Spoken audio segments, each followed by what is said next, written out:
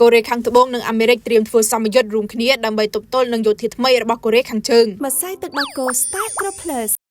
កូរ៉េខាងត្បូងនិងសហរដ្ឋអាមេរិកក្រុងនឹងធ្វើសម្ពយុទ្ធយោធារួមគ្នាត្រង់ទ្រីធំចាប់ពីថ្ងៃទី17ដល់ថ្ងៃទី27ខែសីហាដោយផ្ដោតសំខាន់លើការទប់ទល់នឹងដ្រូនការរំខានប្រព័ន្ធ GPS និងការវាយប្រហារប្រព័ន្ធ Cyber នេះបើតាមការចេញផ្សាយដោយទីភ្នាក់ងារសារព័ត៌មាន Reuters មន្ត្រីយោធាអាមេរិកលោកវរៈសេនីយ៍ Ryan Donald បានបញ្ជាក់ថាសម្ពយុទ្ធ Ulchi Freedom Shield UFS នេះត្រូវបានធ្វើបច្ចុប្បន្នភាពដើម្បីឆ្លើយតបទៅនឹងការផ្លាស់ប្ដូរទម្រង់សង្គ្រាមទំនើបលោកបានសង្កត់ធ្ងន់ថាទីហ៊ានកូរ៉េខាងជើងបានទទួលបទពិសោធន៍ផ្ទាល់ពីសង្គ្រាមនៅអ៊ុយក្រែនដែលធ្វើឲ្យសមត្ថភាពយោធារបស់ពួកគេកាន់តែគ្រោះថ្នាក់ដូច្នេះសម្ព័ន្ធមិត្តត្រូវតែហ្វឹកហាត់ដើម្បីត្រៀមទប់ទល់នឹងការគំរាមកំហែងទាំងនេះសម្ពយុទ្ធកាលពីនេះនឹងមានការចូលរួមពីកងទ័ពកូរ៉េខាងត្បូងប្រមាណ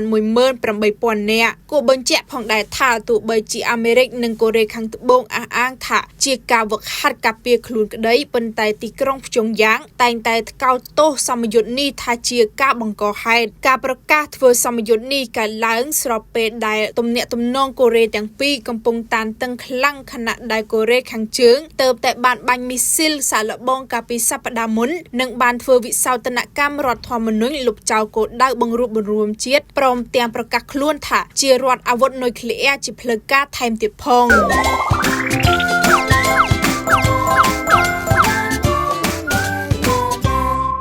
ម្សៅទឹកដោះគោ Star Pro Plus